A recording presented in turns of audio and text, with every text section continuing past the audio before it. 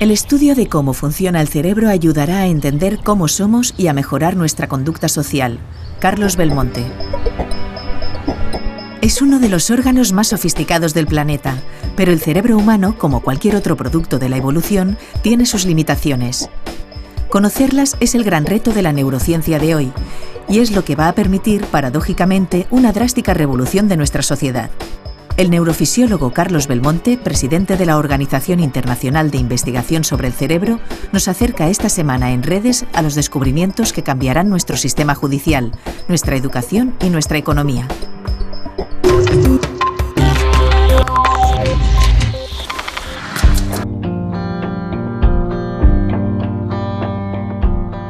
Estamos en la Llotja de Mar. Es la antigua lonja.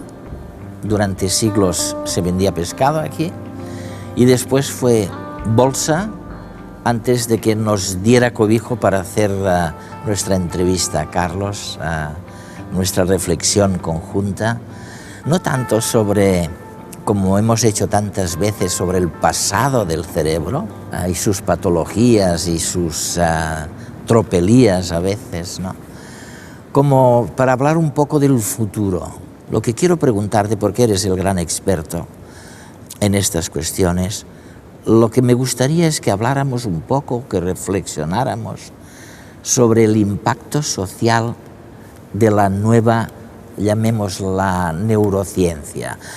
Yo te he oído mencionar y te he leído que uno de los espacios más afectados va a ser el de la administración de justicia, en el sentido de que estamos aprendiendo determinadas cosas del cerebro que nos llevan a no fiarnos en absoluto del testimonio de un testigo que en un juicio se supone que tiene que hacer, decidir en un sentido o en otro la justicia, ¿no?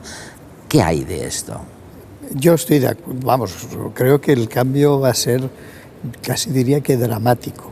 Yo creo que la justicia del futuro se tiene que orientar no a castigar al que ha actuado de una determinada manera porque ha actuado de esa manera que se considera mala socialmente, sino a entender cuál es el problema que determina esa conducta en términos biológicos, en términos de funcionamiento cerebral, y saber si es reversible o no.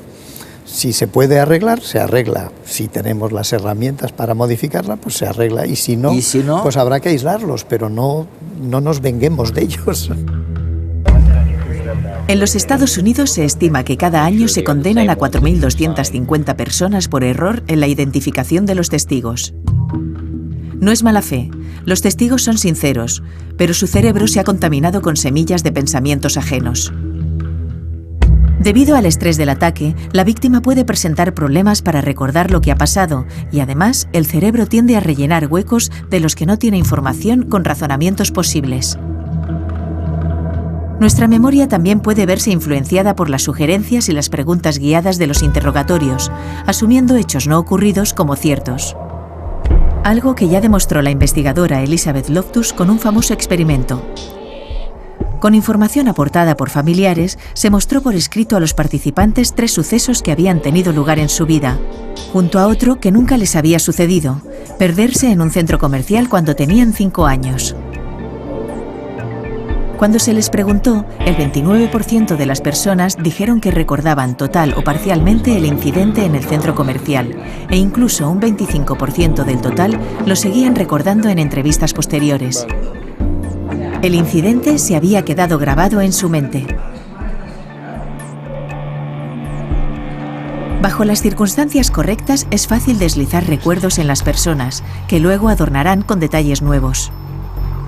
No debe asombrarnos porque, en realidad, ¿quién no ha manipulado alguna vez a alguien cercano dejando que la idea introducida la hagan suya o haciéndoles dudar de su veracidad? He visto hace poco una cifra que me ha alarmado. Un 30% de los internos en cárceles, las prisiones, sí. En las prisiones en Estados Unidos resulta que son psicópatas, en el sentido de que tienen alguna alteración en la órbita frontal, ¿no? Sí. ¿Es cierto eso? Absolutamente, ese es el problema y probablemente estamos afinando poco. Es decir, son personas que por razones diversas que podemos comentar, el desarrollo de su corteza orbitofrontal en particular, del lóbulo frontal, de las áreas del cerebro que se encargan de la empatía, de la valoración de nuestras conductas, de la inhibición de nuestras conductas, etcétera, están mal. Los circuitos mal gestionados, no funcionan adecuadamente o simplemente ha habido daños o se han organizado de una manera que socialmente es inaceptable. Entonces, esas personas van a tener una conducta patológica, pero claro, yo creo que es importante ser capaces de distinguir eso, de ver que determinadas conductas son casi imposibles de controlar porque es el mismo cerebro que funciona mal el que tiene que controlar eso, y lo que falla son esos sistemas. Mi pregunta sobre esto es la de saber si existe una tabla de salvación, ¿no? Para mucha gente que probablemente no tienen empatía, o mejor, no la gestionan bien porque nadie les ha enseñado nada. Entonces aquí tenemos una falta de empatía por falta de educación. Seguramente es mi pregunta. ¿Cabe educar a alguien en los temas de empatía y de otras emociones? Yo creo, el cerebro es muy plástico, afortunadamente, es decir, tiene mucha capacidad de aprendizaje. Los periodos infantiles son críticos en ese desarrollo, porque al final estamos hablando de formación de circuitos y conexiones que, por supuesto, tienen una plasticidad a lo largo de la vida, pero limitada en el desarrollo. Y sobre todo ya cuando cruza uno la frontera de los 22, 23 años, que es cuando se producen ya el recorte final de las conexiones sinápticas en el cerebro, a partir de ahí circuitos con una base emocional profunda y que son muy primarios en nuestro desarrollo del cerebro y por tanto son muy dependientes genéticamente, es decir, están muy preimpresos. ¿Me estás diciendo que a los 25 años, más o menos, termina la fabricación de este...? Hombre, tanto como terminar no, pero en gran medida los grandes sí. Trazos pero en fin... Bueno, esto es importantísimo, ¿eh? Bueno, lo que pasa es que tampoco hay, como todo, no hay que ser muy drástico. Por ejemplo, una de las cosas que se ha visto es que en esa interpretación de las caras, de la empatía, aumenta con la edad, o sea que a medida que uno se va haciendo mayor lo hace mejor. ¿Ves? O sea que se está aprendiendo durante periodos mucho más tardíos de la vida. La edad a la que me refiero, que es la de la adolescencia, es que es un momento muy crítico en realmente en la conformación de lo que va a ser la estructura de la corteza orbitofrontal en sentido amplio, cercana a los grandes valores de cómo se organiza. Entonces, por eso la adolescencia es un periodo tan crítico. Es una crisis, ¿no? Efectivamente. ¿No? El 90% de los asesinos en serie son psicópatas, casos extremos de una especie de egoísmo y narcisismo tal en el que mentir, manipular o cometer delitos es asumido como lícito, por lo que no sienten remordimiento ni culpa. Los psicópatas tienen dañada la corteza orbitofrontal y no saben evaluar la expresión facial de las emociones, lo que podría explicar la incapacidad para reconocer y reaccionar a la angustia del otro y así frenar sus impulsos agresivos, dado que no muestran empatía. Los psicópatas asesinos presentan, además, un extenso cuadro de abusos y violencia desde edades muy tempranas, clave para que la tendencia violenta se dispare. Tener la estructura cerebral y genética de un psicópata no nos condena a desarrollar tendencias asesinas si hemos tenido una buena infancia en la que nos hemos sentido seguros y amados. Afortunadamente, no somos solo el fruto de nuestros genes, sino también el de nuestro entorno y nuestra experiencia vital.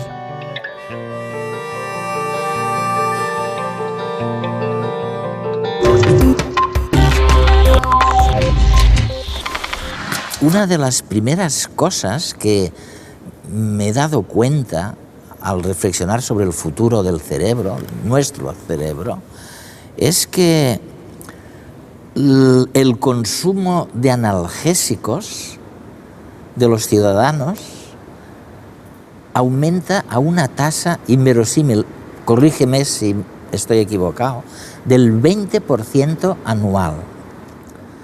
O sea que si esto es cierto, resulta que, bueno, el dolor de cabeza, en este caso, de lo que sea, se ha convertido realmente en un problema social, en algo que debiéramos pararnos y pensar un poco qué hacemos con el dolor de la gente. Es que ha sido siempre un problema. Lo que pasa es que frente a la incapacidad de resolverlo, pues las doctrinas religiosas y sociales predicaban la resignación. Y ahora yo creo que la ciencia lo que dice es que el dolor es básicamente innecesario una vez ha cubierto su objetivo principal, que es avisar de que hay algún problema, que hay una lesión, que hay un daño. Pero una vez se sabe eso, el dolor hay que eliminarlo. Simplemente la actitud científica hoy día es eliminemos el dolor siempre que sea posible. Lo que pasa es que lo padece un 15% de la población. Es decir, Oye, o sea, vamos a ver, Carlos, cuando me duele una muela, lo primero, supongo, es que la supuesta inflamación en la muela es transmitida como una señal de alarma al cerebro y dice, Eduardo, atención, tienes un dolor, haz algo, ¿no? Y lo que tú me estás diciendo es que antes lo que decíamos es, lo siento, resígnate, no lo toques, hasta es bueno para la otra vida. Y ahora, en cambio, podemos combatir este dolor y debemos combatirlo. ¿Cómo? Bien, efectivamente, podemos y debemos, porque tú lo has dicho, una vez se ha cubierto ese objetivo de alarma, el dolor sostenido, el dolor crónico, acaba convirtiéndose en un problema per se. Es decir, llega un momento en que la causa original deja de tener importancia y el problema es el dolor. Y hoy día el dolor más grave es lo que se llama el dolor neuropático, que es el dolor que se deriva de un mal funcionamiento del sistema de dolor en el sistema nervioso. Ah, sí, ¿eh? Entonces, eso es el gravísimo problema, el peor resuelto de los temas de dolor, porque es verdad que hoy día tratamos de manera satisfactoria un gran número de dolores. Tú has dicho, te duele la muela, Eduardo, pero luego te tomas una aspirina o un analgésico inmediatamente. Yo diría que el 70% de los dolores, y todos los dolores triviales, se quitan con fármacos que actúan fundamentalmente a nivel más periférico, tipo los antiinflamatorios, todos los antiinflamatorios no esteroideos, que son los más frecuentes, y luego algunos con una acción central, pero que no son opiáceos. Pero tengo un amigo médico que me dice que en realidad podríamos utilizar en mucha mayor medida la morfina. Cierto. Y que el único peligro que tiene la morfina, no sé si eso es cierto, es que en un momento dado te puede provocar un corte en la respiración. ¿Es verdad eso? Sí. Es decir, la morfina, el problema de la morfina dada de manera crónica, primero, es diferente si se toma para tratar el dolor que cuando se toma como una droga de abuso, de recreo. Claro. Y entonces los dos problemas son la tolerancia, es decir, cada vez hay que dar más para obtener el efecto y se llega a producir y luego empieza a partir de unas determinadas concentraciones a tener efectos secundarios, incluyendo que deprime la respiración, reduce mucho la actividad gastrointestinal, es decir, tiene problemas. Pero por razones casi más culturales que médicas, los médicos hemos tenido una cierta resistencia a utilizar la morfina y la OMS ha advertido de la falta de uso de morfina en dolores, sobre todo dolores terminales, dolores crónicos muy intensos, dolores cancerosos, que no se está dando ni en las concentraciones ni en las dosis adecuadas, ni con la rapidez adecuada. Hay gran parte del dolor que es innecesario, porque podríamos aliviarlo, podríamos suprimirlo, e incluso los médicos tienen una cierta reticencia heredada. Es cultural, es que, insisto, nuestra tradición de la manera de resolver un problema que era irresoluble, es decir, eso de alguna manera te dignifica el dolor, lo has comentado tú, la posición judeocristiana ha sido esa. Entonces, el sufrimiento en alguna medida nos sirve para trascender. Desde un punto de vista científico no estamos en absoluto de acuerdo con esa aproximación. Vamos, no. Y una cosa que también me fascina y que hace todo esto posible es ver que frente a incitaciones o móviles externos, la gente reacciona igual o de forma muy parecida. O sea que es muy curioso constatar la similitud en el cerebro de la gente, a pesar de lo distintos que suelen ser. Claro, porque es que en muchas de nuestras respuestas, sobre todo esas que todo el mundo responde igual, es que al final, si uno lo analiza, estamos respondiendo a las presiones evolutivas, es decir, somos animales que están respondiendo a las dos grandes direcciones de supervivencia y reproducción, que es lo que guía al final a todas las especies.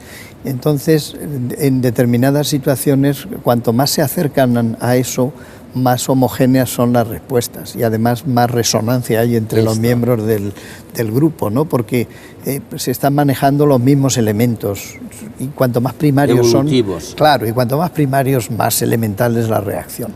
Frente a la amenaza, el peligro, el miedo, todas esas sensaciones o emociones muy primarias dan lugar a respuestas bastante estereotipadas dentro de todo. Ni las mentes que se suponen mejor entrenadas para confrontar el miedo son inmunes a la reacción inconsciente e instintiva del cerebro, básica para asegurar la supervivencia humana y previa a cualquier comportamiento consciente y aprendido. El policía y entrenador David Berengueras, quien también está preparando su tesis en neurología, nos explica que frente a una agresión sorpresiva, lo primero que un policía hace es asustarse e instintivamente echarse atrás, como haría cualquier persona normal. Las primeras reacciones, si hablamos de agresiones sorpresivas, son reacciones instintivas del ser humano. Esas serían las primeras reacciones. Lo único es que después, a medida que va pasando la agresión, va aflorando o va despertando la faceta profesional del policía. ¿Qué pasa? ¿Qué pasa?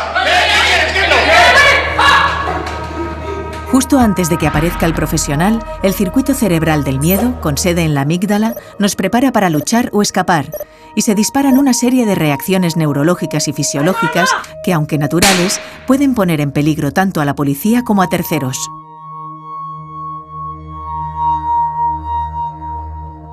El efecto túnel significa que mi visión ahora periférica, es decir, yo te estoy mirando a ti, pero tengo mis manos aquí, yo las veo mis manos, ¿no? Sé que están ahí, esa visión desaparece y se convierte en una ventana, ¿no? Solo puedo ver esa ventana. Pero es que además no solo existe el efecto túnel, sino también el efecto de profundidad, es decir, si yo te veo a ti como amenaza, todo lo que viene después desaparece de mi campo visual, no lo tengo en cuenta. Por lo tanto, todas esas personas que hayan detrás de esa amenaza, no voy a ser capaz de verlas.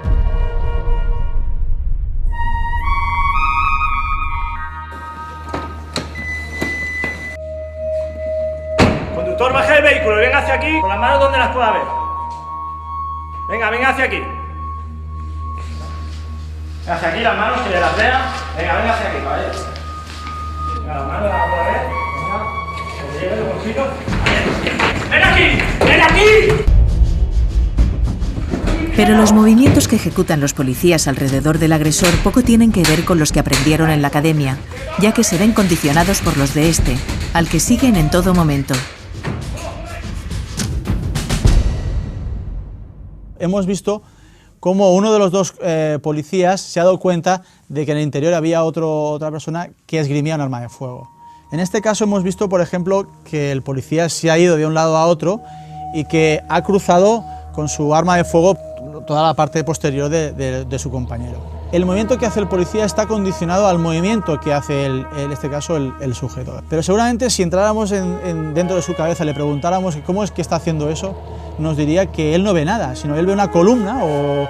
Para él no es importante, lo importante es lo que está sucediendo con el otro individuo. Por lo tanto, todo lo otro pierde todo sentido y pierde importancia. Ahora su supervivencia depende de lo que haga con ese sujeto. Por lo tanto, eso pasa a un segundo término. Pero claro, a nivel visual, cuando tú lo ves, te choca, ¿no? Dices, hombre, eso no podría pasar, ¿no? Debería de dejar de apuntar y seguir el proceso.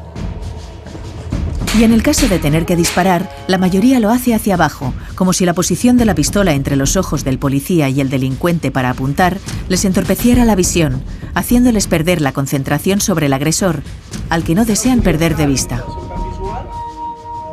Al tener los dos brazos estirados y el arma sujetada en la mano, provoca que los dos pies estén clavados en el suelo como un raíl, pero con el problema de que el centro de gravedad se desplaza y en muchos casos, cuando pasa eso, el policía cae al suelo, ¿no? Son instantes vitales tanto para el policía como para la posible víctima, que están a merced de la actividad automática del cerebro. Algo que habría que contemplar al evaluar judicialmente algunos supuestos errores en la actuación policial, disparos accidentales a compañeros o transeúntes, o en el caso de suicidios pasivos, frecuentes en los Estados Unidos, en los que el supuesto agresor puede que no esgrima más que un teléfono móvil, imposible de percibir en ese estado. Tal vez lo más curioso sea que, tras estos experimentos, los policías son los primeros sorprendidos cuando se ven reaccionar en los vídeos, ya que, como todos los demás, no son conscientes de muchas de las formas en que nos la juega el cerebro. Muy bien, o sea, hemos visto que el inconsciente se las trae, que tiene una fuerza, vamos, que puede protagonizar procesos cognitivos de una complejidad que ni habíamos soñado, ¿no? Y eso da cauce al neuromarketing y a la neuroeconomía y todo lo que quieras. Déjame preguntarte otra cosa. ¿Qué o cuáles son las conexiones entre o las interacciones entre el cerebro y las máquinas? Es un nuevo campo, uno de los grandes caminos que se le abren a la neurociencia, desde muchos puntos de vista. Entender el cerebro implica encontrar los circuitos que sustentan nuestros procesos más complejos, cognitivos, emocionales, sensitivos, de todo tipo. Y para poder entender cómo 100.000 millones de neuronas que se conectan entre sí casi 1000 veces unas con otras están interaccionando en niveles de milisegundos, solo se puede comprender en términos cuantitativos utilizando ordenadores. Es decir, hay que pensar que el futuro probablemente de la investigación del cerebro, a medida que vayamos profundizando en identificar los circuitos y en ver cómo funcionan sus diferentes elementos, la manera de modelizarlos va a tener que ser a través de máquinas, de con ordenadores. Prótesis. Bueno, registrando actividad dentro del cerebro, eso por una parte. Pero luego hay otra parte que es absolutamente fundamental, es que en última instancia el cerebro es una máquina que funciona con impulsos eléctricos que se pueden registrar y es posible conectarlos con una máquina exterior. Y yo personalmente creo que la interacción entre el cerebro manejando máquinas, es decir, sustituyendo o aumentando sus capacidades, conectándose con máquinas que pueden ser desde mecánicas hasta ordenadores, pues tiene unas posibilidades brutales y ya las está empezando a tener. Es decir, se están empezando a hacer, registrando 50 neuronas en la corteza cerebral de un mono, se consigue que maneje un brazo artificial con la misma destreza con la que manejaría su propio brazo. Yo podría un día, dentro de 100 años, saber lo que estás pensando ahora, en este momento. Hombre, a mí soy muy poco partidario de hacer profecías en ciencia, sí, porque uno se equivoca, pero sí, en principio, considerando que estar pensando lo que para mí quiere decir es que una serie de circuitos en mi cerebro están funcionando, si tenemos la capacidad de registrar esa actividad y procesarla por un sistema coherente como sería un ordenador, por supuesto que se podría, digamos, hacer el equivalente a lo que es mi pensamiento. Porque luego ya la experiencia subjetiva pues es algo que es imposible de transmitir, pero si yo consigo reproducir en una máquina exactamente lo mismo y las respuestas son las mismas, pues es el nivel de análisis al que puede llegar la ciencia en esto y en otras tantas cosas. Estaba pensando qué sería de los políticos y y de la política si hubiera esta facilidad de... Bueno, ya sabes que uno de los grandes temas que hablabas antes de la justicia y de la influencia de la justicia es la utilización de recursos mecánicos o para ver si un sujeto miente o no miente. Y es un tema que está muy candente, ¿no? Ha habido algunos registros utilizando imagen cerebral en los que se puede detectar que una persona miente, fundamentalmente viendo que cuando se le presentan detalles de una situación que solo él puede conocer, pues se iluminan las determinadas áreas cerebrales, lo cual quiere decir, puede saber que eso lo sabía, aunque él niegue que lo sabía. Por ejemplo, hay una gran discusión en hasta dónde se puede llegar con el uso de ese tipo de técnicas. Evidentemente, hoy día no podemos darles una fiabilidad del 100%. Lo que pasa es que nos vamos acercando asintóticamente a la realidad. Quiero decir que se utilizan como pruebas más o menos sólidas los detectores de mentira, cuya posibilidad de acierto es un 50%. Y bueno, y la imagen cerebral probablemente ya, con todas las limitaciones que tiene todavía, pues se acerca más a detectar con mayor precisión determinado tipo de cosas. No si miente o no miente, pero si vio o no vio una situación, por ejemplo, cosas así. Es fascinante, ¿no?, ver cómo se ha avanzado en el conocimiento del cerebro. Es espectacular, realmente. No hay otro campo realmente. Yo creo que no. Yo creo que en este momento, sinceramente, es el gran desafío y el gran avance, y yo creo que va a ser el gran cambio de la sociedad del siglo XXI, sin duda, ¿eh?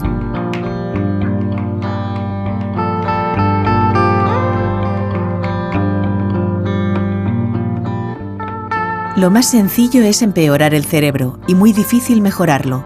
Carlos Belmonte.